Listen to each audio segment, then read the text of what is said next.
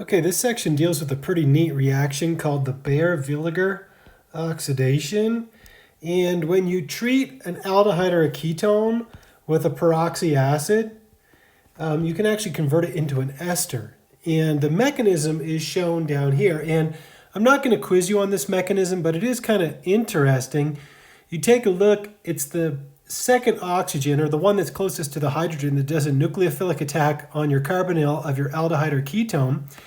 Then after a quick proton transfer, you do this really neat rearrangement. I mean, check this thing out. Is that cool or what? However, one thing you notice during this rearrangement is that one of the R groups moves. It moves onto this oxygen here to form this ester over here. And what's kind of interesting is if you have two different R groups, one of them will migrate and one of them won't. And that's based off of something called migratory aptitude. So you end up with an ester, you get an ester, and then you also get a carboxylic acid as well. Now, we're not going to be concerned with the carboxylic acids. We're only going to be concerned with the esters that are formed. Or if one of the R groups happens to be a hydrogen, in that case, yes, you could form a carboxylic acid. Now, a lactone is a functional group you need to know, but the good news is that you kind of already know what it is. A lactone is nothing more than a cyclic ester, okay? So if you have an ester that's part of a ring, okay, you can see there's an ester inside a ring, that we call it a lactone. So it has its own specific name. So a lactone is a cyclic ester.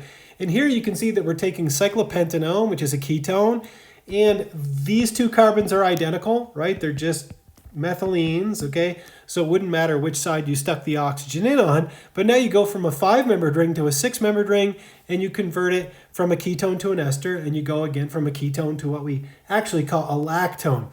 And so it says here for an aldehyde or an unsymmetrical ketone, what do? Well, the rate of migration is as is shown here. And this is what we call migratory aptitude.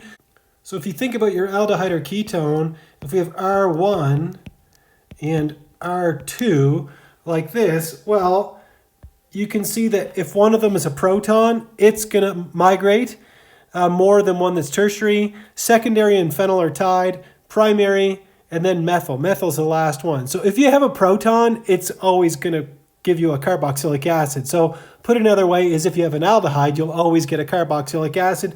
Then you work out from there to tertiary. Secondary and phenyl are tied, primary, and then methyl. And so we use this trend, the migratory aptitude, to determine regioselectivity. And you can see the migratory aptitude exemplified in these examples here.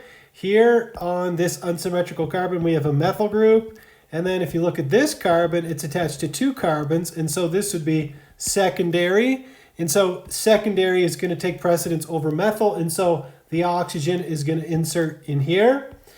Then if we look at the next example, you can see that we have our carbonyl and then we have a hydrogen, okay? And you can see the hydrogen always takes first place.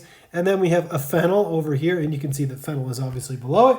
And so the oxygen is going to insert itself here, and we end up with benzoic acid in this specific case. Okay, so let's see if we can predict the major product of each of the Baeyer-Villiger oxidations shown here. I went ahead and I wrote down the migratory aptitude, but you should memorize the migratory aptitude. Hydrogen, tertiary, secondary, and phenyl are tied. Primary and methyl is last. And so if we take a look at the 2 carbons that we have here, this carbon is attached to 1 carbon, so it's primary. This carbon is attached to 2 carbons. And again, it's going away from the carbonyl, so it's secondary. So the secondary is going to win. That means our oxygen is going to insert here. And so our final product will look something like this. This side will remain unchanged. Then we have an oxygen. And then we're going to have our cyclohexyl group here. And in the next one, you can see that we have a hydrogen, so that's definitely going to be the winner. The other one, this one here, is attached to 2 carbons, so it's secondary. But anyhow, we know the hydrogen is going to win. And so our product is going to look like this. It's going to be this carboxylic acid.